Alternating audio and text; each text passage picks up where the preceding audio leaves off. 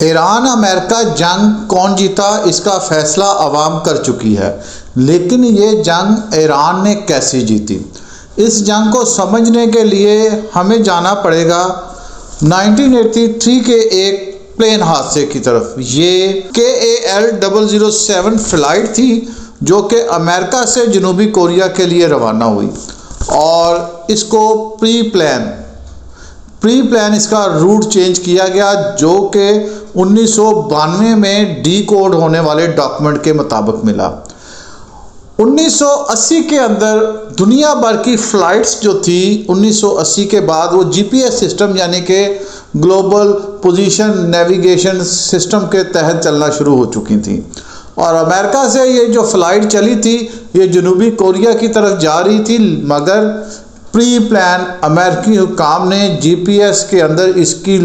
जो डायरेक्शन थी वो चेंज कर दी और इन्होंने ये समझा कि वो जनूबी कोरिया की तरफ जा रहे हैं और ये जहाज़ जो मुसाफिर बरदार था ये रशिया की तरफ जाना शुरू हो गया। रशियन जो थे उस वक्त उनका जो एयर डिफेंस सिस्टम था वो एक्टिव हुआ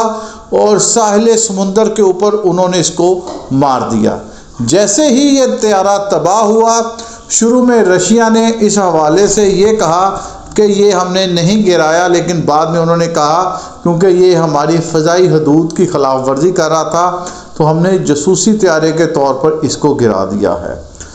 फिर रशिया ने और जनूबी कोरिया ने बड़ी कोशिश की कि किसी तरह इस तैयारे को प्रॉपर इन्वेस्टिगेट करवाया जाए कि ये कैसे रास्ता भूला, लेकिन उस वक्त इंटरनेशनल लॉबी ने इस सारे मामले को दबा दिया। हुआ कुछ यूँ था, इस तैयारे के तबाह होने के बाद इंटरनेशनल सिविल एविएशन ऑर्गेनाइजेशन ने मुतालबा किया कि इसकी शफाफ तहकीकात होनी चाहिए, मगर उसको दबा दिया गया। 246 अफराद जो पैसेंजर थे और 23 अफराद जो इस तैयारे का अमला था, इसकी परवाज़ के दौरान वो अपनी जान से हाथ धो बैठे। 1992 में डिकोड होने वाले डॉक्यूमेंट के मुताबिक अमेरिकन हुकाम ने ये चेक करने के लिए कि रशिया के पास नेविगेशन सिस्टम या एयर डिफेंस सिस्टम किस कैटेगरी का है, उन्होंने इस तैयारे को उधर मोड़ दिया था। जी बिल्कुल। अब इस सवाल जो कि मैंने आपके सामने रखा कि ये बहुत से अफराद जानते हैं कि ये जंग कैसे जीती गई, ये नेविगेशन सिस्टम के थ्रू जीती गई। लेकिन नेविगेशन सिस्टम क्या है उसको सब जानते हैं कि ये एक ऐसा सैटेलाइट का निज़ाम है जो आसमान पे जाल बिछा हुआ है और ये पूरी दुनिया के पोजीशंस को मॉनिटर और कंट्रोल करता है। कंट्रोल इस सेंस में जैसे इस तैयारे को उन्होंने बताया कि जनूबी कोरिया इधर नहीं रशिया की तरफ है तो वो रशिया चला गया क्योंकि उसको सिग्नल मिल रहे थे। इसी तरह मौजूदा जो जंग हुई है उसके अंदर जो ईरान को बैकअप मिला है वो 100% एक्यूरेसी के साथ मिला है कि फ़लाँ टारगेट को फ़लाँ जगह पे पिन पॉइंट पे तबाह करना है। और ये जो GPS सिस्टम के मुतबादल सिस्टम है, अब ये किस किस मुल्क के पास हैं और दुनिया में ये कितने हैं, अगला सवाल ये शुरू हो जाता है। सबसे पहले मैं ये आपको बताता जाऊँ 1980 के अंदर अमेरिका ने डिफेंस और 1983 के लगभग ये सिविलियन यूज़ के लिए GPS सिस्टम ऑन कर दिया था और इस वक्त जो दुनिया में अमेरिका के सैटेलाइट है वो 24 से लेकर 31 है जो इस सिस्टम को मैनेज या मॉनिटर करते हैं। उसके बाद रशिया ने 1983 में जबकि ये उन्होंने तैयारा गिराया, उसके बाद ये पब्लिक हो गया कि रशिया के पास भी इसके मुतबादल एक सिस्टम है और रशिया के अंदर जो इस सिस्टम को मैनेज करने के लिए सैटेलाइट हैं वो कोई 24 के करीब है। रशिया के बाद चाइना ने ब्यूडू नामी एक सिस्टम मैनेज किया जो कि 35 सैटेलाइट के साथ दुनिया का सबसे बड़ा सैटेलाइट नेटवर्क है नेविगेशन का और ये सन 2000 में उन्होंने लॉन्च किया था। इसी तरह अब यूरोपीय यूनियन ने 2011 में 25 सैटेलाइट के साथ एक नेविगेशन सिस्टम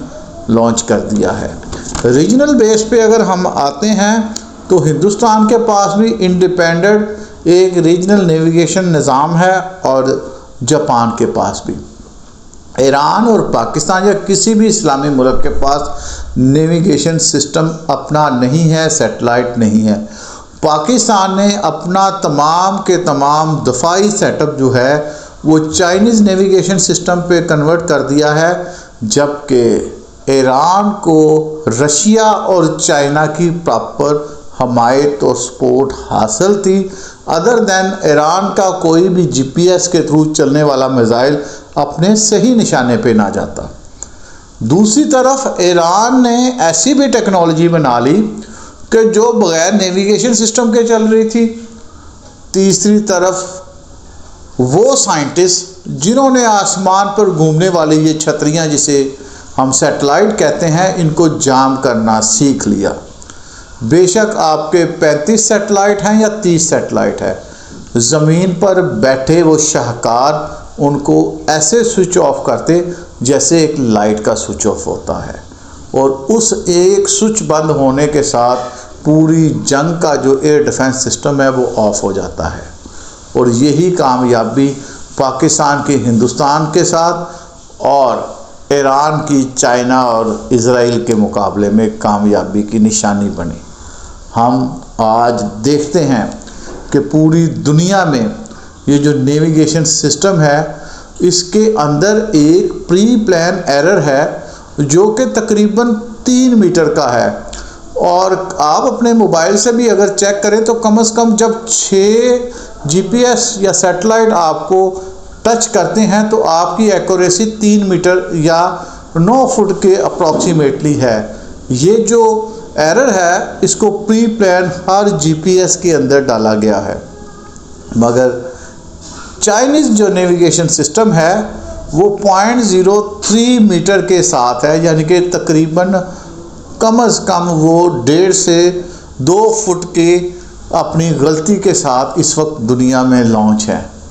हम लोग इंग्लिश लैंग्वेज की वजह से जीपीएस यूज़ करते हैं, जबकि चाइनीज़,